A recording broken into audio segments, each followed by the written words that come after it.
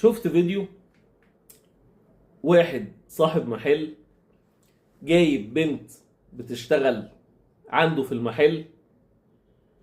البنت كانت بتبيع حاجات من البضاعة وبتاخد جزء لها وتدي للمحل جزء، يعني كانت بتسرق المحل. تمام؟ طيب الكاميرات اللي في المحل اكيد هتصور اللي بيحصل. اي واحد شغال او اي واحدة شغالة في محل مش هتبقي اذكى من واحد صاحب محل عمل فلوس، عمل تجارة، عمل بيزنس. مش هتبقي ان انتي اذكى منه. وخليكي متأكدة كويس جدا ان صاحب المحل اللي بيبقى فاتح ومكلف ودافع فلوس بيعرف يركب كاميرات كويس عشان يشوف اللي بيجرى في المحل بتاعه.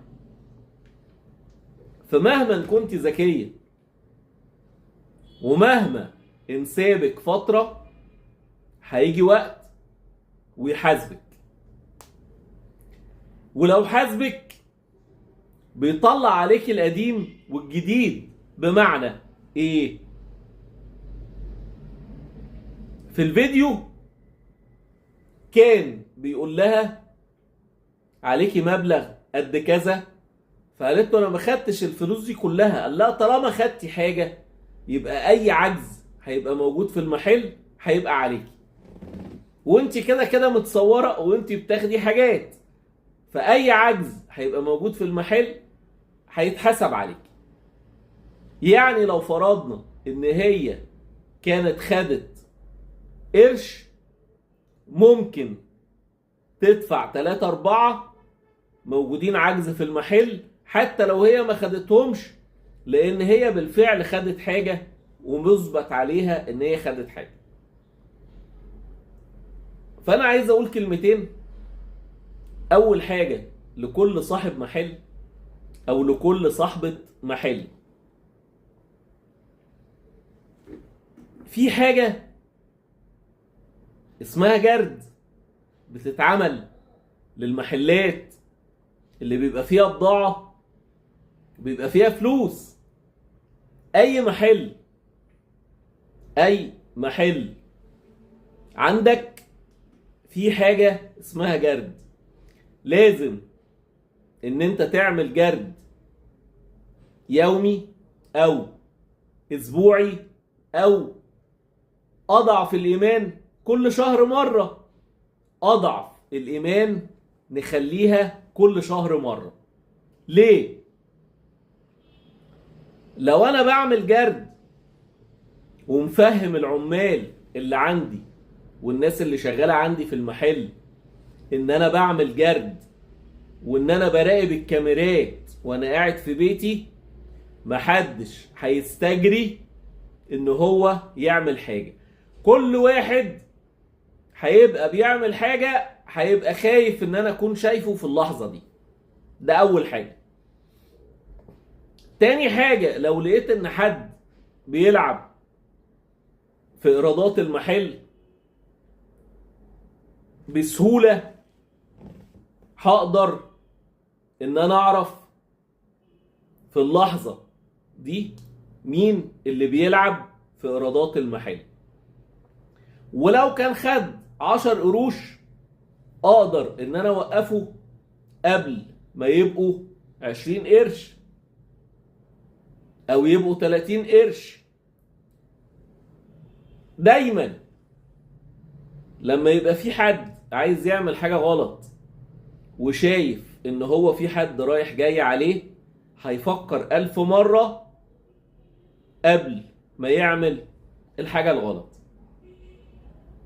دي نصيحة لصاحب المحل. نصيحة للبنت او الولد اللي بيشتغلوا في المحل. لو عدت معاك اول مرة وعرفت ان انت تلعبها، خلي بالك ان ممكن تاني مرة ما تعديش. ولو عدت تاني مرة والتالتة والرابعة واتمسكت في الخامسة،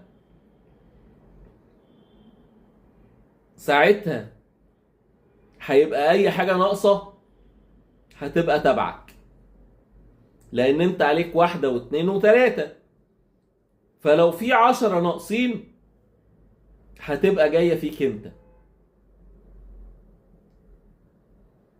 فخلي بالك، يا ترضى بالمرتب اللي ربنا كتبه لك في الوظيفة دي، لان مفيش حد هيفتح بيزنس وتجارة وهيبقى عبيط ومش فاهم بيكسب ايه وبيخسر ايه.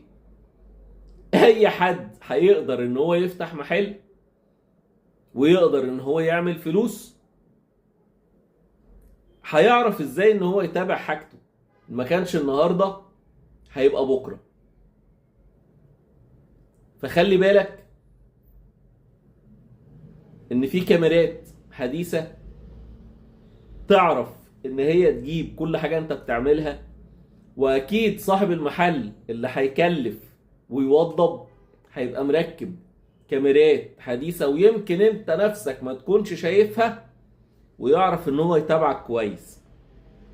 دي كانت كلمة لأي صاحب محل، وكلمة لأي حد شغال في محلات.